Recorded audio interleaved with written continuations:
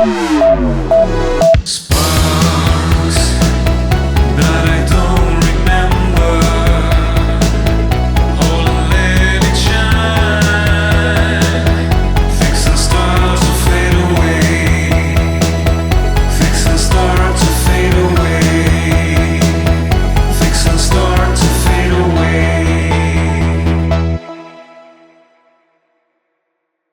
Hello, dear friends of Kabbalah International. We are with Mario Sabán. How are you? I'm very well, Salom Nacho. How are you? Shalom, Mario. Very well. Very happy. Today we are going to talk about sexuality. I was going to make a joke. I was going to tell you that I am very excited. Don't make this joke because the public listens to us. Of course, it is an excitement that should not be taken literally. It is an intellectual and spiritual excitement. We are going to talk about sexuality, and to begin with, I think it would be good to move away from the human view of sexuality and go a little further. I would like to do a little introduction of the cosmogonic concept of sexuality, isn't it?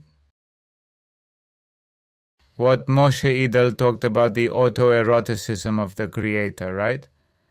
In the process of creation, when the universe is created, and Hashem penetrates his body to conclude with the process of creation.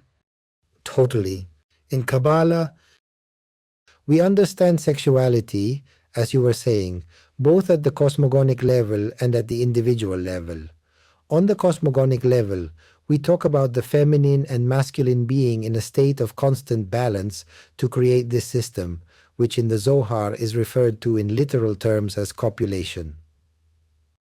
And we also need to clarify something that I think is very important, especially for those who come from other religious beliefs. Within every Jewish tradition and in the Kabbalah, the subject of sexuality was never taboo. So that, for example, Najmanides from Girona says that the sexual act itself is not necessary simply for procreation, but also for physical pleasure. He is saying this in the 13th century. The first thing I would like to make clear, it's that Jewish tradition and Kabbalah view sexuality in a positive light. There is no condemnation of sexuality for chastity. It is just the other way around. Chastity or celibacy is frowned upon. Because prevents procreation, but above all also because it prevents the flow of energies between the feminine and the masculine. Having said that, I would like to take an initial concept from the Torah when it says Adam and Eve knew each other. Adam knew Eve. When we say they met, the biblical text is referring to sexual intercourse. But notice that it does not say Adam had sexual relations, it says knew. And the question is, why is the verb to know used when there is a sexual relationship? Because in reality, knowledge is the union of the feminine and the masculine. Knowledge itself is also a form of copulation. If you look at the tree of life and examine the middle line, you'll see that all the Kabbalists place Dat right between the feminine Binah and the masculine Chokmah. So Dat, the knowledge, is found as a continuous process of the copulation between the feminine and the masculine. When we descend into the tree, and we see love that has another copulation process, because we know that the Hebrew term Abba is two that become one, Bet that becomes Aleph. There is another copulation process there. So we have a sexuality of knowledge. In that, an emotional or loving sexuality. And then in Yesod, we have a physical sexuality. So notice that the whole middle line, in a way, has as its objective the union of the feminine and the masculine. Also, in the union of the feminine and masculine below, let's say, at the lowest level, because if we go to the last Sephira, which is Malkuth. In Malkuth represents the day of Shabbat and one of the obligations, we could say. Obligations that exists on Shabbat is for the couple to be intimate in the sexual relationship. So notice in Malkuth, the actual sexual intimacy in the Yesod.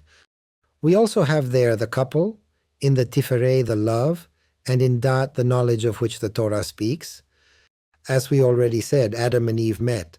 So the middle line of the tree of life could be called the line of union between the feminine and masculine at all levels. When you go up the middle line of the tree, you meet the cosmogonic feminine and masculine. That is to say, Also, at the level of all the forces of the universe, there is the feminine and masculine at all levels. Someone will say, let's see, explain to me where the masculine is in the universe. And explain to me where is the feminine in the universe, because I do not see it anywhere. The feminine in the universe consists of all matter, and the masculine in the universe is all energy. Therefore, there is a permanent interaction between matter and energy. So there you can clearly see what is masculine and what is feminine. At other levels, there are more subtle energies that are masculine, in contrast to these denser energies. We can continue this analysis until we reach a point where we can say that the entire universe is feminine in relation to the Ein Sof, which is masculine, the infinite that is giving to us. But before the creation of the universe, there is a contradiction of feminine and masculine, so that the universe can be created.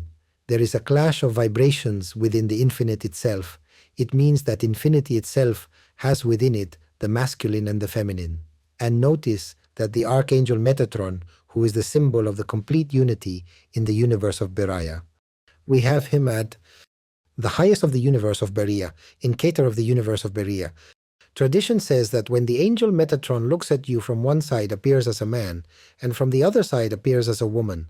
It means that there is a male face and a female face. What does this mean about Metatron? It means Metatron is du parzufim, it is said in Hebrew, two faces. And why two faces? Because in reality, originally, the being that was created as Adam was a hermaphrodite, and then he was split. So when the masculine and the feminine are coming together, they are actually recomposing the original unity of Adam at its origin before the splitting. The only way for us to resemble Metatron is to have a reconciliation with the other part. That is, between the masculine and the feminine, both in the physical, in the matter of the couple relationship, as well as within. Because, of course, many people can come here and say, well, I have fluid sexuality. What happens with homosexual persons? What is the feminine and what is the masculine? We are going to explain from the Kabbalah that the feminine and masculine has to do with the soul. It doesn't have to do simply with the material question. So the feminine and masculine does not have to do with how it appears in the gender. And that is to say, it is not a question of gender, because the seahorses are changing female and male according to their population. So what is the gender of the seahorse? None, it is not known. So, and what we are talking about in Kabbalah is that the masculine and feminine belong to the reality of the energy inside the soul. Whether the person declares himself or herself to be of any gender or no gender at all, every person inside has masculine and feminine, because masculine and feminine has nothing to do with gender in Kabbalah. It has to do with the forces of giving and the forces of receiving. And the forces of giving are masculine and the forces of receiving are feminine. It means that if a person of the gender you want to be, the gender you feel like being, says, I have no feminine, I have no masculine, he has no confusion as to his gender, he has no confusion. In the soul there is no confusion. In the soul there is a masculine part and a feminine part. And look how curious it is. Because in reality, conceptually, at a general level, there are masculine and feminine dimensions, but all dimensions are masculine and feminine as well. Dimensions are hermaphrodites, because when a dimension gives, it is masculine, and when a dimension receives is feminine. Chesed is on the masculine side of the tree, but when Chesed receives from Chokmah, it is feminine. Therefore, not only are the masculine ones not totally masculine, but when they put themselves in a situation of receiving, they also become feminine. Therefore, I would tell you that in terms of cosmogonic reality, when we talk about sexuality, we are not referring to the genital. We are not referring to a gender issue, but we are referring to cosmic energies. For this reason, it is curious that Freud is going to speak of libido as an energy. He is not going to speak of it in relation to a sexuality totally reduced to the genital, but to a broad sexuality as energy.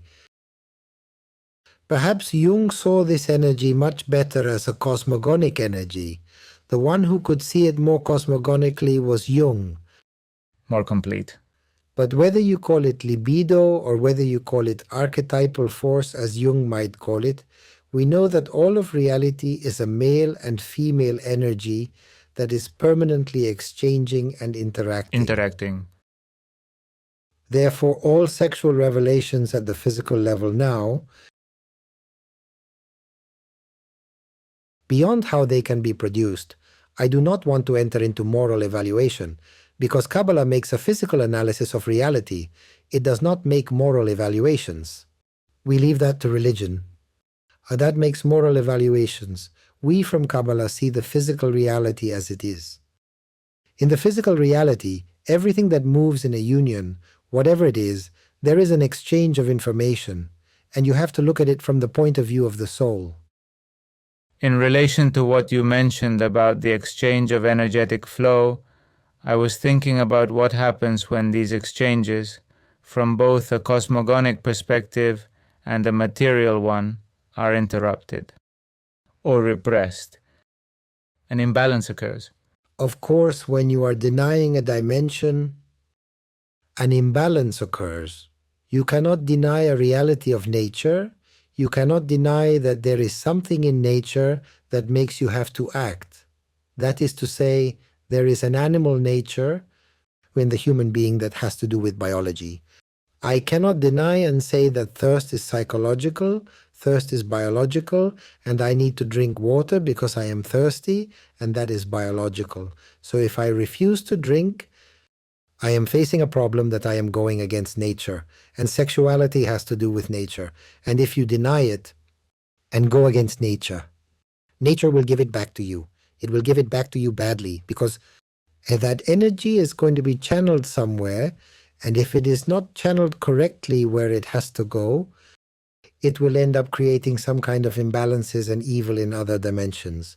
Yes, I was simply referring to this because in a talk in a different, more religious, in another area, I dealt with the issue of imposed chastity, didn't I? So I thought it was interesting to focus on it from a more general perspective, more cosmogonic, and apply it to a material reality as well. Of course, yes, absolutely. But I believe that in many aspects, religion has done a lot of damage because through sexual control, it has tried to control power. Here, what is hidden behind every time religion or politics enters into the field of sexuality, what it is doing is an interference of the power of the person, of free will. I would like us to bring up the issue of divorce for non-satisfaction, but that's where we're going. This is very interesting. I like that we can talk about it. Because since we are talking about religion... Of course, yes. And very well that for those people who perhaps do not belong to the Jewish tradition, that they also know that in the Jewish religion, as in Islam, both Judaism and Islam, in both there is the possibility of divorce.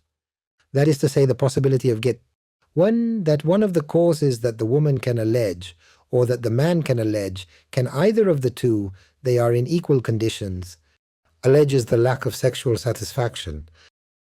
Consequently, if a husband does not satisfy his wife, the wife can go to the rabbi and say, my husband does not satisfy me, I want a divorce, or vice versa. And the husband can go to the rabbi and say, my wife does not satisfy me. What does this mean? Sexual satisfaction is a fundamental element within the couple as an exchange of information. We could say, in some way, that everyone is free to have the partners they want. But it is necessary to express something that is very important. When someone can have many partners at a sexual level, they are exchanging a lot of information. So, a little bit, I am not saying this from a moral point of view, but I come back again to the physical issue.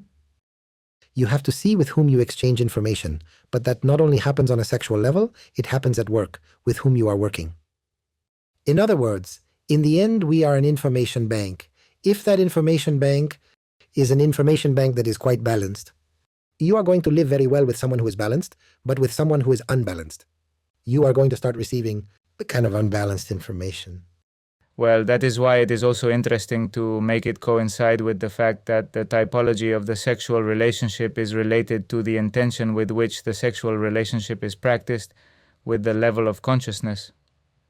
As Cordovero says, the intention marks the direction with which, in a relationship, someone loves the other, and his or her intention is, through the sexual relation, to show the love, and the other does not love the other person, and it is only a biological discharge. I am not making a comparison that biological discharge is less good than love. I am not making a comparison because, again, we would get into the moral realm. Only what I am saying is that in the exchange of information of two souls, the two are not operating on the same level. They are not operating on the same plane. So, if they are both there because they want to do a biological discharge, they are on the same plane. Exactly. If the two are united in Tiferet, they are on the same plane. One of the problems we have, which does not have to do with sexuality but at a general energetic level, is when there is a dialogue, an interaction of two on absolutely different energy planes, because this causes a problem, because you are expecting to receive on that same plane, and you are not receiving on that plane. You are receiving from another. We are not criticizing the person who is giving on the plane they can. The other person is also not to blame for giving to you on a different plane. But one of the problems that I often see in couples is that it is not clear in which plane each one is giving. And communication is very important to know in which plane. If both agree on the plane in which they are giving, a couple that says, I see you once a month and I'm happy with this, well, it is a pact of that couple. And that is the plane in which they play. And they both play the same game on the same plan. But if one intends to get married and have children and the other one aims, we could say, at a distant relationship, they are acting on two planes and that leads to problems. Therefore, in any relationship, whether it is a couple or any social relationship, friendship, you have to look at what plane each one is acting on to be able to communicate correctly on this plane. Excellent, Mario. Well, I hope it was an exciting talk for the audience. God willing, let us hope to send him much strength, much cosmogonic energy, so that the world becomes more united, so that the feminine and masculine of all beings, that is, both on this planet and on other planets, all come together. That's right.